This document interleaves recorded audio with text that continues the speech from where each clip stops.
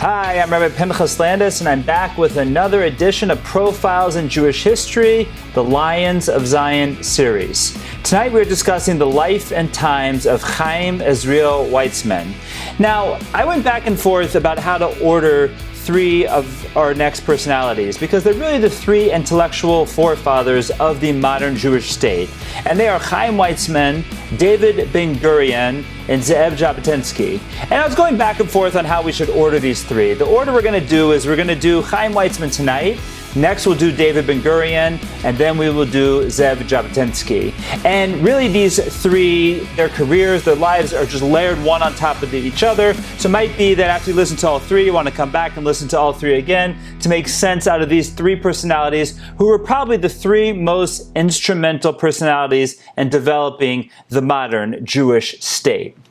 So Chaim Weizmann was born, as we said, Chaim Israel Weizmann, on November 27th, 1874. He was born in Motol, which is near Pensk in modern-day Belarus. He grew up in a religious family. He was the third of 15 children, 10 of which eventually immigrated to Palestine. And he had a traditional Jewish upbringing. He went to Cheder as a child and, was brought up as a religious Jew, but somewhere towards his teenage years, we're going to see he strays from that life commitment.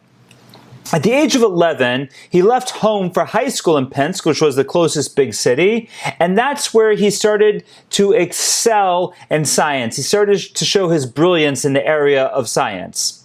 It was also at that time that he started to become active in Chovevei Tzion, which we talked about previously. The Chovevei Tzion movement was the proto-Zionist movement in Eastern Europe. Now, in 1892, he enters university in Germany and he studies chemistry. In 1899, 7 years later, he gets his first position as a professor in the University of Geneva. Now, in 1904, he takes a post at the University of Manchester, which puts him in England, which is where he will now excel to become the Chaim Weizmann that we all know. In 1910, he becomes a full British citizen. He adopts the name Charles, which is what he went by in Britain. He will eventually have to renounce this British citizenship when he becomes the first president of Israel in 1948. But at this point, he's a British citizen.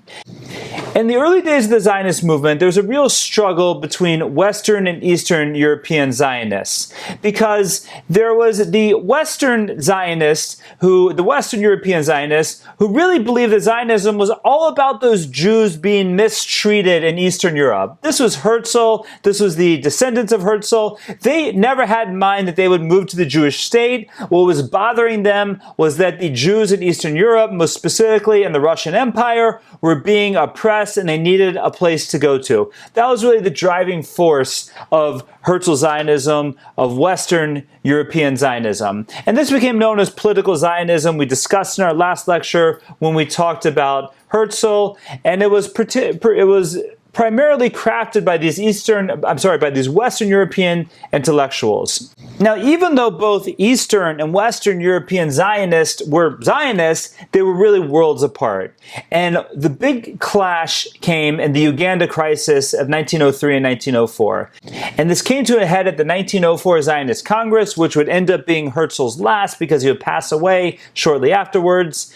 As we discussed in the talk with Herzl, is that Britain had proposed a temporary Jewish homeland in Uganda, and Herzl thought it should be taken seriously and explored seriously. The Western European Zionists were in favor of it. The Eastern European Zionists were dead set against it.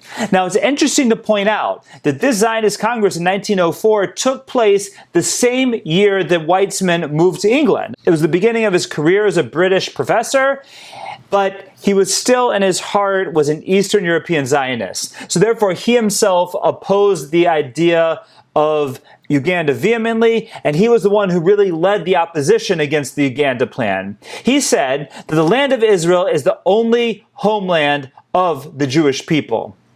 It's ironic to point out that the Mizrahi movement, the religious Zionist movement, voted for Uganda. They voted with Herzl, while the secular Eastern Europeans voted against it. But Weizmann was the head of that movement at that time.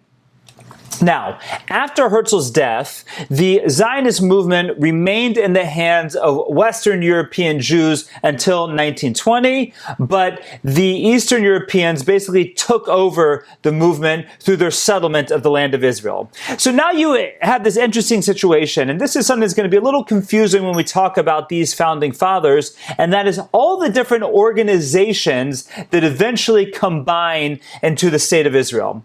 So the World Zionist Movement was, we discussed how it was founded by Herzl in 1897, and it really remains an organization until today. We just had the World Zionist election earlier this year, and this is the organization was meant to bring Jews together across the world for the sake of pre-state, building the land of Israel, building the state of Israel, and now with the state of Israel post-1948, it's meant to be a support for the state of Israel. So that's the World Zionist Organization. We'll come back to that a number of times in our discussion tonight.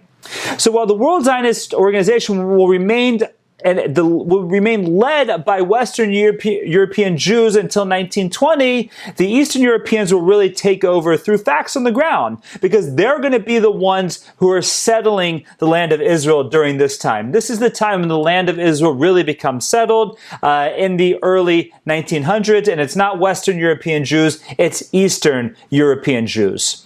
Now, Weizmann himself will emerge from this Uganda crisis, as it's known, as really the bridge between East and West, because by his birth, he was an Eastern European Jew. And at this point, really in his outlook, he was an Eastern European Jew. Yet, he was now settled in the West. He lived in England. He was a professor in England. He was soon to become Charles Weizmann. And he was scientifically trained. He was articulate. He spoke English. He was a diplomat. And he was fiercely committed to Zionism. So he's going to ascend to be really the head of the World Zionist movement by the fact that he could bridge all these gaps. He could bridge the Western European gap that existed in the Zionist movement. Now, one of the key factors we're going to see of Weizmann's significance really came from the fact that he was a scientist. If you ever wondered how a scientist became the head of the World Zionist Organization and the head of the World Zionist movement, this is how. And that is that Weizmann's most monumental invention was the industrial fermentation process to produce acetone. Now, I can't tell you anything about that other than words. I know nothing about that, what that means scientifically. Now, why did this matter? Because during World War I, the British desperately needed acetone to manufacture cordite, which was a crucial smokeless propellant for artillery shells. And traditional methods couldn't meet up to wartime demand. And there was a shell crisis in 1915 where the British Army literally ran out of shells, and they faced an existential ammunition shortage at that time. Comes in Weizmann's invention and basically saves the British war effort during World War I. His fermentation process produced acetone efficiently and at an industrial scale. And he became the director of the British Admiralty Laboratories from 1916 to 1919. And figures such as Winston Churchill and David Lloyd George championed his work. So that made him a significant person in the British Empire. This much needed help that he gave to Britain during World War I won him unprecedented access to the British establishment, and it set the stage for his relationship with someone by the name of Arthur Balfour. Weizmann met Arthur James Balfour during Balfour's Manchester political campaign back in 1905 and 1906. Now, Balfour supported a Jewish homeland, but at that point, like many of the British establishment, he favored Uganda. Now, later, he became the British Foreign Secretary, which was the position he held during World War I. And Weizmann would challenge him on this idea. And Weizmann famously said to Balfour, he said, "Would you give up London to live in Saskatchewan?" To which Balfour responded, "But we have always lived in London." To which Weizmann said, "And the Jews have always lived in Jerusalem when London was still a marsh." Now, Weizmann argued that Britain had to recognize the Jewish right to a homeland in the land of Israel. And here are the diplomatic arguments that he made. First of all, he said that Jewish loyalty and support, especially in the United States, could help Britain win the war. The idea was that if Britain would come out on the side of a Jewish homeland in the state of Israel, that the Jewish financiers back in New York would support Britain in the war as opposed to Germany, who was making similar overtures to the American Jewish community. So it's a funny thing here of where the Balfour Declaration really comes from. You basically have the two main belligerents in the war, Britain and Germany, going to Americans trying to say that we support the Jews, so you should support us, and Britain feared that they would lose that argument with the American Jewish community, so they called it the Zionist advantage. In order to get American Jewish financiers on Wall Street to support the British war effort, that was really what made the Balfour Declaration come about, which is really just a crazy idea. Nevertheless, on November 2nd, 1917, after the diplomatic work of Weizmann to Arthur Balfour and the British government, Britain issued the Balfour Declaration. And that declaration read as follows: Dear Lord Rothschild, I have much pleasure in convening to you, on behalf of His Majesty's government, the following declaration of sympathy with Jewish Zionist aspirations, which has been submitted to and approved by the Cabinet. His Majesty's government view with favor the establishment in Palestine of a national home for the Jewish people, and will use their best endeavors to facilitate the achievement of this object. It being clearly understood that nothing shall be done which may prejudice the civil and religious rights of existing non-Jewish communities in Palestine, or the rights and political status enjoyed by Jews in any other country. I should be grateful if you would bring the declaration to the knowledge of the Zionist Federation. Yours sincerely, Arthur James Balfour. Now, Jews worldwide celebrated this day, Balfour Day, for decades, until really the founding of the State of Israel. Now, it's interesting to point out that the Rothschild in this letter was not the famous Baron Rothschild that we discussed before, who financed really the state, what became the State of Israel, but it was one of his cousins, Lord Walter Rothschild, who was from the British Rothschild house. And this Balfour Declaration would quite possibly never have come about if it wasn't for Weizmann, with his acetone discovery, with the level of respect, the level of entree that got him into the British government, and he was able to lobby for this Balfour Declaration, arguing that it would help the British war effort if the British would come out on the side of Zionism. Now, as the war played out, 1 month later, December 9th, 1917, Jerusalem falls to the British. And General Edmund Allaby enters Jerusalem 2 days later on foot as a sign of respect, and this really sealed the deal with the British really becoming the government who had to be won over, if you will, to have a future State of Israel. And that's going to be Weizmann's position. Weizmann's position until 1948 is going to be to work with the British, to make the State of Israel come about through his relationship with the British. Now, there's another interesting relationship that comes about after World War I. And that is with King Faisal. Now, who is King Faisal? King Faisal was someone who was built up by Lawrence of Arabia during the Arab revolt against the Ottoman Empire. And he is essentially the one who is being looked at to be the king of this pan-Arab idea. One of the ideas after World War I with the fall of the Ottoman Empire is there would be one big Arab state across the Middle East, and Israel would somehow fall into that confederation. That was the idea that was sort of the working idea after World War I. And Faisal was the one who was most likely going to become the king of that state. Now, he never becomes the king of that state because that state never happens. He does end up becoming the king of Iraq, though. He first is the king of Syria, then the French throw the Arabs out of Syria, take the Arab control away from Syria, and then he becomes the king in Iraq. But nevertheless, it looked like he was going to be the leader of the Arab world. So in 1919, Weizmann and Faisal meet, and they make an agreement that envisions cooperation between a Jewish homeland and a pan-Arab state. And it was an idealistic vision that never ever happened because the pan-Arab state never happened and Faisal did not become the leader. But it was very interesting just to point out that in these early years of Zionism, how there was already agreement with someone who quite possibly was going to be the leader of the Arab world that would recognize the eventual state of Israel. Now, in 1920, Weizmann becomes the head of the World Zionist Organization. As we said before, from 1904, when Herzl died, until this point, 16 years later, the World Zionist Organization was in the hand of Western European Jews. Now it becomes firmly in the hand of Eastern European Jews, led by Weizmann, who again was the bridge, but we're going to see that at this point, the role of Western European Jews is really diminished in the movement of Zionism. Now, the Zionism that Weizmann advocated was a synthetic Zionism. It combined political diplomacy with practical settlement. In other words, he believed very strongly that diplomacy was important, as Herzl did, but he also believed that the facts on the ground would determine the eventual state. And therefore, he felt it was important for Jews to move to Israel, and he felt that it was important for Jews to establish institutions, to establish the pre-government organizations in the state of Israel. And to this end, he really celebrated, as the academic that he was, the education, the importance of education in the future state. In 1912, he helped establish the Technion in Haifa. So again, that's 36 years before the state. We already have our first major university. He's going to be instrumental in founding Hebrew University, and really his crown jewel, one of his life's work, was that in 1934 he founded the Daniel Seif Research Institute in Rehovot, and this will later be named in 1949 the Weizmann Institute of Science, and it'll really be one of his pride and joy of his life.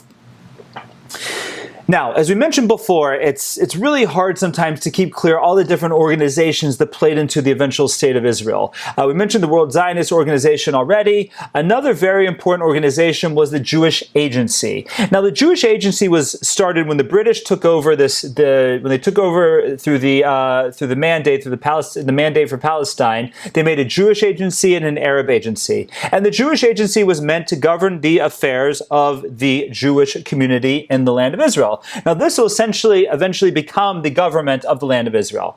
Now, from 1935 to 1946, Weizmann holds the position of president of the Jewish Agency. But at the same time, David Ben-Gurion holds the position of chairman of the Jewish Agency.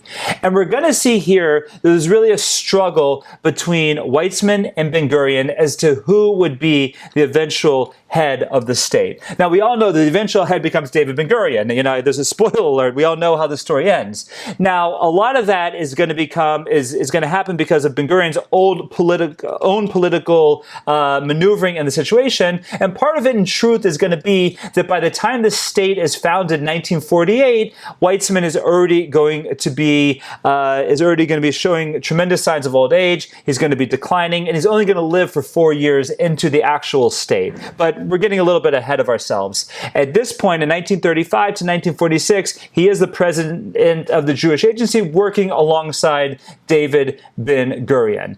Now, in 1937, he moves full-time to the land of Israel, to Rehovot, where the Weizmann Institute of Science is. So from that point on, he's no longer a resident of Britain, he's a resident of the land of Israel. One of the issues that Weizmann took with the Zionist movement is he felt that between the wars, that Zionism really failed in the area of immigration. And that was going to make partition inevitable, because the facts on the ground were going to be that you're going to have a certain amount of Jews, a certain amount of Arabs, and therefore in the end, the Jews would not be able to control the entirety of the land of Israel. Now, Weizmann really clashed with everybody. He's going to clash with Jabotinsky, he's going to clash, as we saw, with Ben-Gurion, and he clashed with the socialists, he clashed with the religious settlers, he clashed with everybody because he was the one who was really trying to make it all work. Now, as these years go on and we get closer and closer to the state, Weizmann will become very frustrated with his loss of political ground to Ben-Gurion. And we're going to see that comes about through a number of things. Weizmann was heavily focused on diplomacy, fundraising and international relations. He's going to be the one working with the governments. He's going to be the one raising money. He's going to be the one working essentially outside of the land of Israel. Even when he moves there in 1937, he's still going to be working heavily outside of the land of Israel. While Ben-Gurion is going to be the one really working inside the country, working on the institutions that will eventually lead to the country's institutions, to the military readiness, to settlements, to governance. That's what Ben-Gurion's working on. Now, a big point of their conflict is going to be over Britain. The Weizmann, almost to the end, believes that Britain is going to give the Jews the state of Israel. They're going to make good on the Balfour Declaration. Even when it's very clear they're not, Weizmann still somehow thinks that the relationship with Britain is going to make it happen. Whereas eventually Ben-Gurion says, no, we're done with Britain. We have to defy them whenever necessary. And therefore, Ben-Gurion will always demand mass aliyah, even when Britain tries to stop it. And Weizmann feared that this was going to provoke the British to not support the Jewish presence in the land of Israel. Now, this all comes to a head in 1939 with the White Paper, which was just a tragic event where the British government makes it that only 75,000 Jews are allowed to enter Palestine over the next 5 years, basically shutting off the land of Israel to Eastern European Jewry. And at that point, Hitler was already firmly in control, and World War II was about to break out, and people knew what was going to happen. Now, Ben-Gurion at that point was absolutely done with the British. Weizmann still favored negotiations. He thought somehow the White Paper could be undone through negotiations. Ben-Gurion just was advocated resistance at that point. Now, it's really going to be through these years, as we said, as Weizmann's health starts to decline, as Ben-Gurion becomes the true eventual leader of the state of Israel, and that's why he becomes the first prime minister, and Weizmann becomes the first president, as we'll discuss in a moment. Weizmann's last major contribution to the Zionist movement comes on March 18th, 1948. And this is one of the most important diplomatic encounters in Jewish history.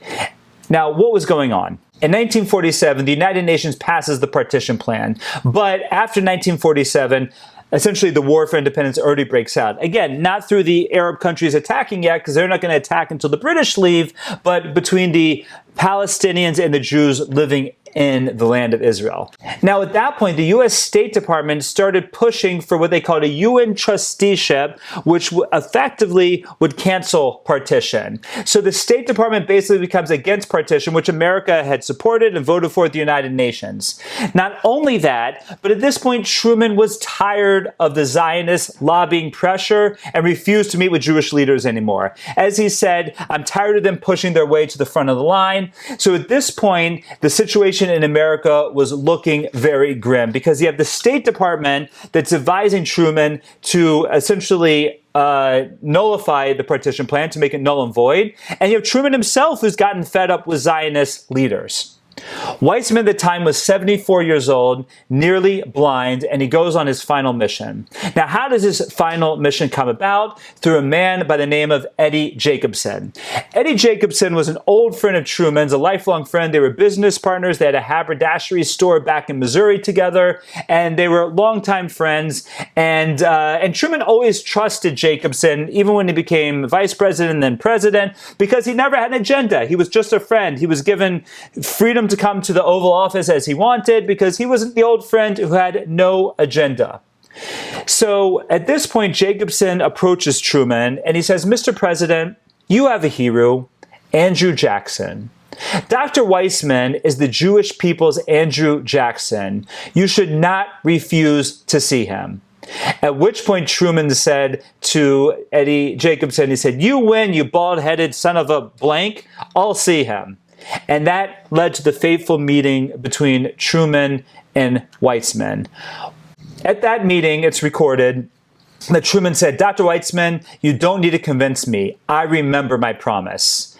And Weizmann asked for the U.S. reaffirmation of partition, immediate U.S. recognition of the Jewish state when it would be declared, and support for immigration, especially Holocaust survivors, and permission for defensive arms.